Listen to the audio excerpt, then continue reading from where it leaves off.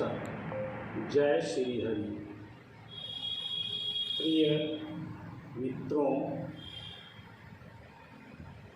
जैसा कि आप सब जानते हैं, हमारे सनातन धर्म के जो छोटे छोटे बच्चे हैं, किशोर हैं, किशोरियां हैं, युवक हैं, युवती हैं या अन्य प्रौढ़ लोग जो हैं, इनको अपने सनातन धर्म के जो हिंदी ग्रंथ हैं, रामचरितमानस, इसके संबंध में कुछ जानकारियाँ हैं।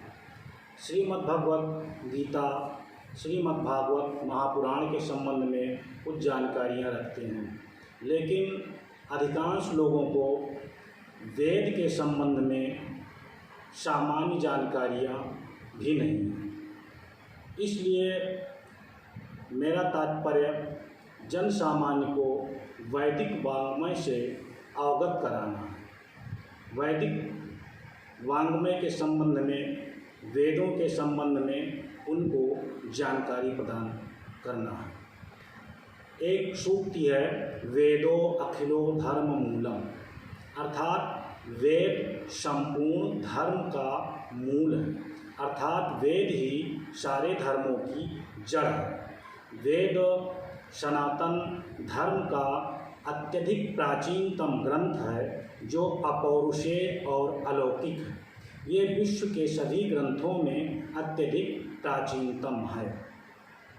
अब इस वेद शब्द की उत्पत्ति कैसे हुई है, वेद शब्द का अर्थ क्या है, इसकी उत्पत्ति कैसे हुई है। वेद शब्द विद धातु में घय प्रत्यय करके बना हुआ है। विद धातु का अर्थ जानना, विद धातु घय प्रत्यय कृत्वा वेद शब्द निष्पद्यते। तो विद धातु का अर्थ जानना हुआ, ज्ञान हुआ, अर्थात वेद का अर्थ ज्ञान हुआ। वेद का अर्थ ज्ञान से है। अब हमारे सनातन धर्म के अंतर्गत व्यास जी महाराज ने अध्ययन की सुविधा की दृष्टि से वेदों को 4 भागों में विभक्त किया था। चत्वारि वेदा सन्ति, 4 वेद हैं, जिसमें प्रथम वेद ऋग्वेद है। ऋग्वेद सभी वेदों में अत्यधिक प्राचीन है। ऋग्वेद का अर्थ क्या है, ऋग्वेद शब्द की उत्पत्ति कैसे हुई है। ऋच्यते अस्तूयते अनया इति ऋक्, अर्थात जिसके अंतर्गत स्तुतिपरक मंत्र हैं, उसे ऋग कहते हैं, उसे ऋग्वेद कहते हैं। ऋग्वेद के अंतर्गत स्तुतिपरक मंत्र हैं और ऋग्वेद के मंत्रों को ऋचा कहा जाता है। ऋग्वेद के मंत्रों के द्वारा विष्णु, रुद्र, इंद्र, अग्नि, वरुण, अश्विनी इत्यादि देवताओं की स्तुति की गई है। इस प्रकार से स्तुतिपरक मंत्र जिसके अंतर्गत पाए जाएं, वो ऋग्वेद, उसको ऋग्वेद कहा जाता है। अब ठीक से हमें जानना होगा कि ऋग्वेद में देवताओं के स्तुतिपरक मंत्र। दूसरी बात यह है कि ऋग्वेद के मंत्र को ऋचा कहते हैं। अन्य जितने वेद हैं उसके मंत्रों को मंत्र कहेंगे, लेकिन ऋग्वेद के जो मंत्र हैं उसके लिए हम ऋचा शब्द का प्रयोग करते हैं।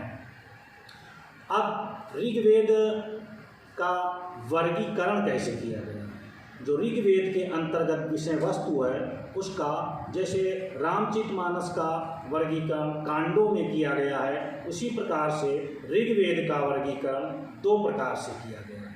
एक अष्टक क्रम और दूसरा मंडल क्रम। अष्टक क्रम के अंतर्गत जो वर्गीकरण किया गया है, उसमें संपूर्ण ऋग्वेद को 8 अध्यायों में विभक्त कर दिया गया है और प्रत्येक अध्याय में 8 अध्याय होते हैं। 8 अष्टकों में विभक्त किया गया है। ऋग्वेद को 8 अष्टकों में विभक्त किया गया है और प्रत्येक अष्टक में 8 अध्याय होते हैं। इस प्रकार से उसमें 64 अध्याय होते हैं और अध्याय को वर्गों में विभक्त किया गया है। 2006 वर्ग हैं।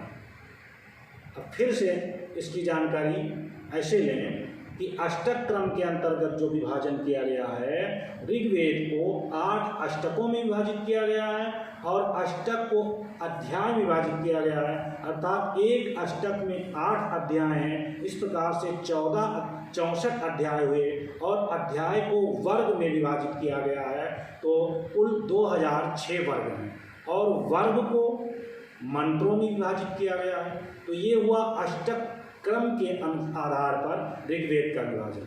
दूसरा जो विभाजन है वो मंडल क्रम के अनुसार है। ऋग्वेद को 10 मंडल में विभाजित किया गया है।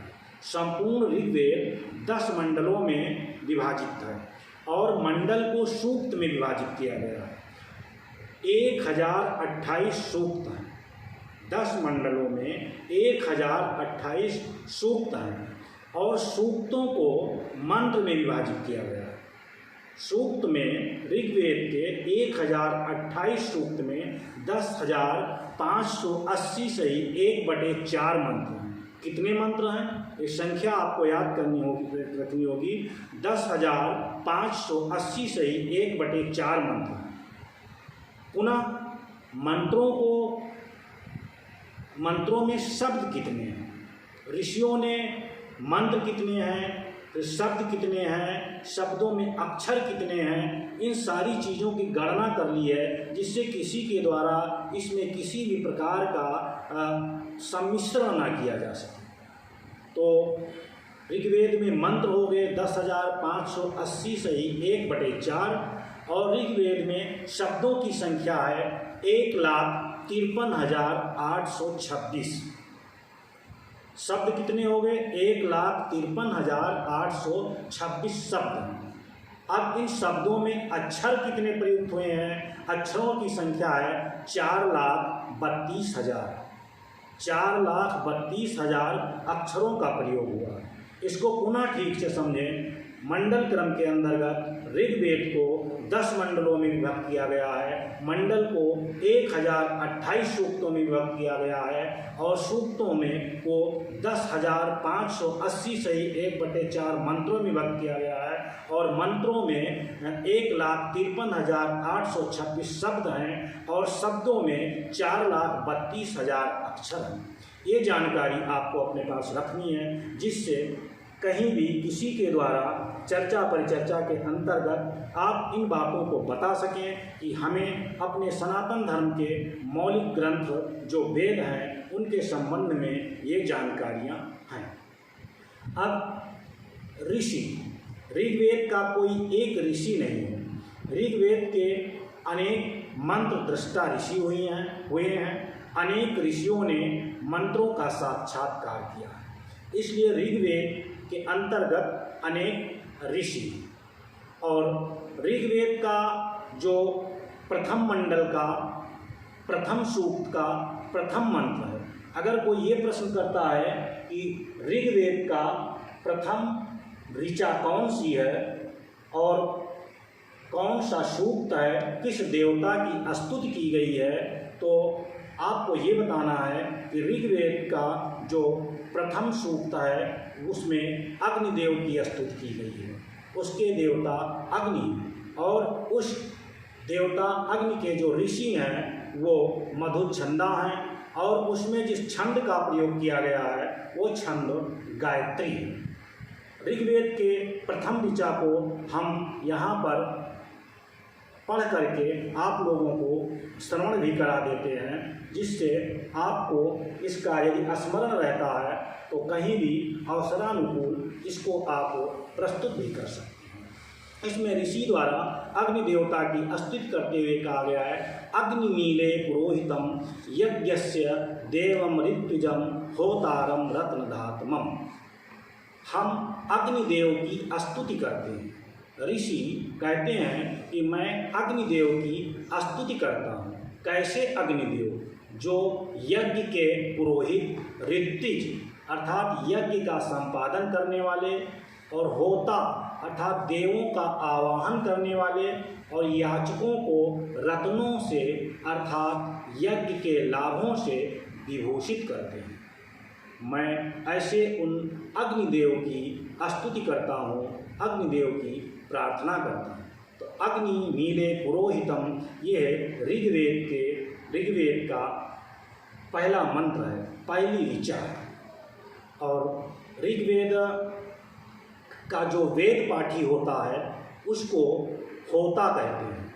चारों वेदों के वेद पाठियों की अलग अलग संज्ञा है। तो ऋग्वेद का जो वेद पाठी होता है उस वेद पाठी को होता नाम से जाना जाता है। अब ऋग्वेद की शाखाएं कितनी हैं? ऋग्वेद की 21 शाखाएं हैं, लेकिन वर्तमान में 5 शाखाएं ही उपलब्ध हो रही हैं, जिसको साकल शाखा, वास्कल शाखा, आश्वलायन शाखा, सांख्यायन शाखा, सांख्यायन शाखा, मांडूकायन शाखा इत्यादि 5 शाखाओं के नाम से जाना जाता है। शेष शाखाएं उपलब्ध नहीं हो पा रही हैं। अब इसके उपरांत हम आएंगे स्वर, अर्थात ऋग्वेद का जो हम वाचन करते हैं, सस्वर वाचन करते हैं, इसमें किन स्वरों का प्रयोग किया जाता है। मंत्र दृष्टा ऋषियों ने ऋग्वेद के उच्चारण के अनुसार 3 प्रकार के स्वरों की व्यवस्था की है। उदात्त स्वर, अनुदात्त स्वर और स्वरित स्वर। उच्चैरुदात्तः, जब हम उच्च स्वर में उच्चारण करते हैं तो उदात्त स्वर होता है।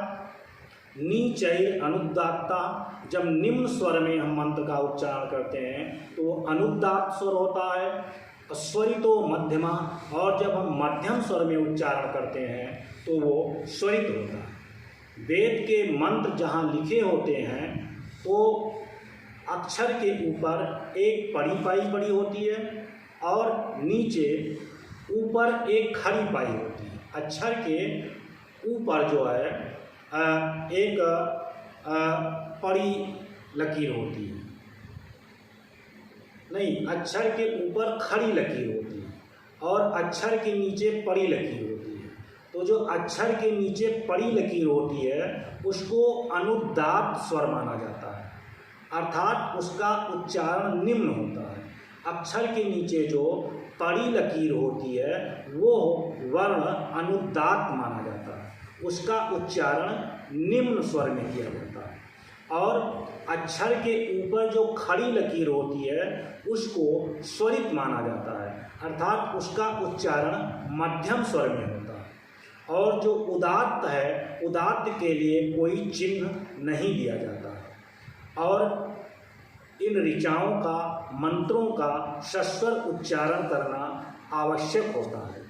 त्रुटिपूर्ण उच्चारण यह लाभ नहीं देता है, बल्कि अनिष्ट अथवा अनर्थ की आशंका को उत्पन्न करता है। ये ऋग्वेद के संबंध में हमारे द्वारा इस वीडियो में प्रस्तुत संक्षिप्त जानकारी है, जिसके माध्यम से आप इस वैदिक वांग्मय के संबंध में कुछ जानकारियाँ अपने पास संजो करके रख सकते हैं और आवश्यकता अनुसार जहाँ पर यथोचित इसकी जानकारी प्रस्तुत करना हो आप इसको प्रस्तुत कर सकते हैं। धन्यवाद। जय श्री।